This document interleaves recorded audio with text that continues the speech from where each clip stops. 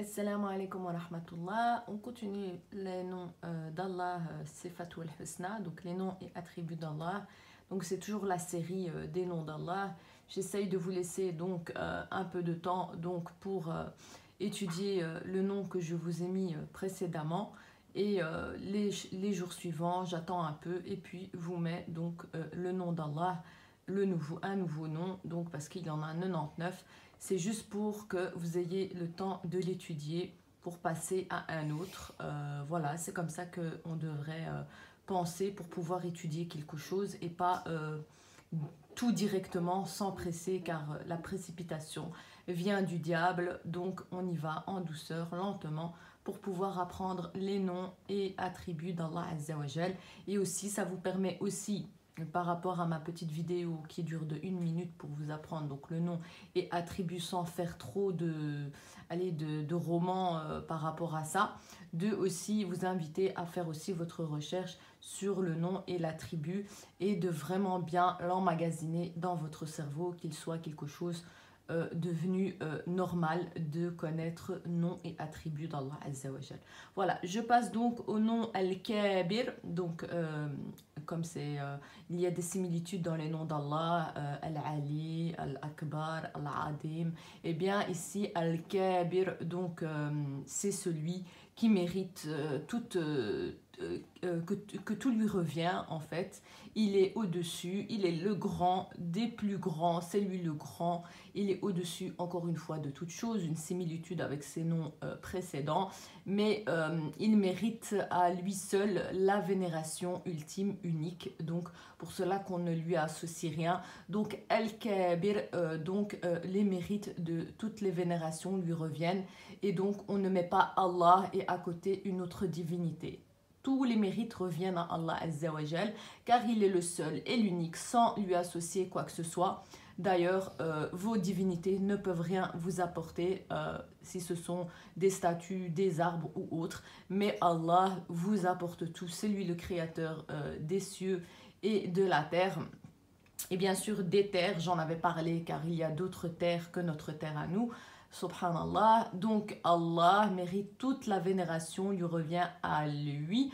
Al-Kabir, donc mérite de toute vénération et adoration parce qu'il est au-dessus de tout, donc de sa création d'ailleurs, de son trône.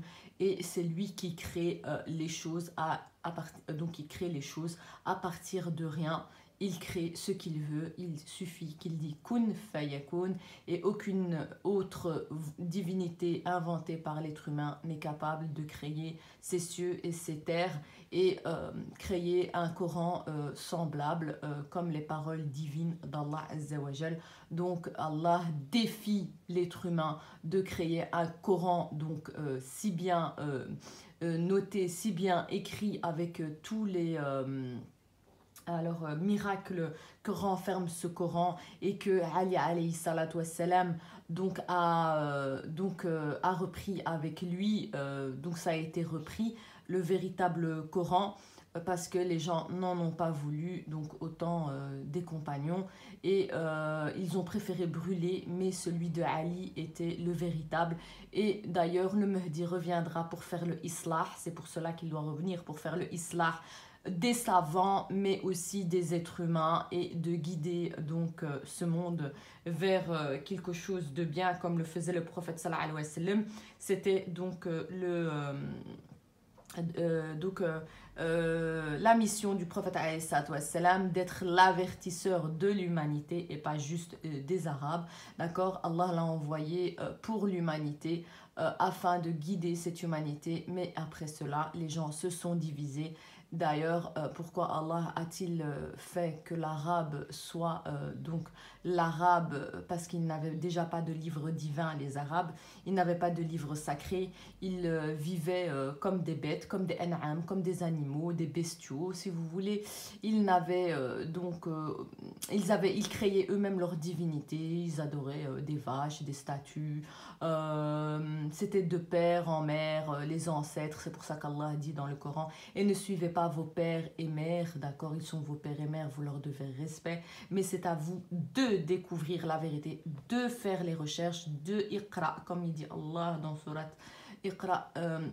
Quand Jibril alayhi salam descend et dit au prophète alayhi salam qui n'est point illettré de lire, eh bien c'est parce que il va donc découvrir les miracles du Coran afin de guider donc cette population qui vit comme des animaux vers une civilisation unie et une humanité donc unie, pour pouvoir donc que ce monde soit meilleur, car l'être humain a détruit ce monde par ses mains, donc c'est les mains de l'humain qui font que nous sommes dans ces catastrophes aujourd'hui et dans ce malheur. Si l'humain n'avait pas l'ego, eh bien sachez que nous ne serions que dans un monde de merveille et de paix jusqu'à retourner à notre Seigneur, et nous serons dans une adoration donc ultime, unique, mais le prophète alayhi salatu wassalam est mort et il y a eu division. S'il n'y aurait pas eu division, eh bien on serait tous unis, que ce soit même les mécréants resteraient peut-être mécréants, mais on vivrait donc en humanité, on vivrait en bien. Aujourd'hui tout le monde se tape dessus, tout le monde s'insulte, tout le monde se moque, tout le monde se rabaisse, subhanallah. Donc la fitra de l'humain qui était saine donc est morte, de ne pas avoir accepté le message et de suivre donc ses passions, ses shahawat. Donc nous voilà pourquoi nous sommes donc dans un monde de folie et de fous. Mais Inch'Allah, on l'espère de tout notre cœur que le Mahdi arrive au plus vite pour rétablir cette justice et cette équité. Bien sûr, dans notre espérance, il faut avoir l'espoir en Allah Azza wa Jal. Et donc on aime Allah, on adore Allah, on ne vénère pas les êtres humains comme on fait certains. Ils sont préférés suivre tout ce qui est être humain et ce qu'ils disent, au lieu de suivre le Coran et de s'accrocher donc à la sunna du prophète alayhi salatu wassalam et sa famille prophétique, pour ne pas s'égarer. Je parle un peu de trop, mais c'est vraiment pour vous faire un petit résumé de tout cela, du global de tout cela. Et Al-Kabir fait aussi partie de cela, donc qu'il est au-dessus de tout, et que c'est lui, à lui que reviennent donc toute l'adoration et les vénérations. Et on remercie Allah Azza wa Jal de tous les bienfaits qu'il nous donne chaque jour. Ne soyons pas ingrats et étudiez votre religion. Wallah, dans ce monde, c'est ce qu'il y a de plus important que votre vie. Wassalamu alaikum wa rahmatullah. Excellente soirée, oui, soirée. Voilà, wassalamu alaikum.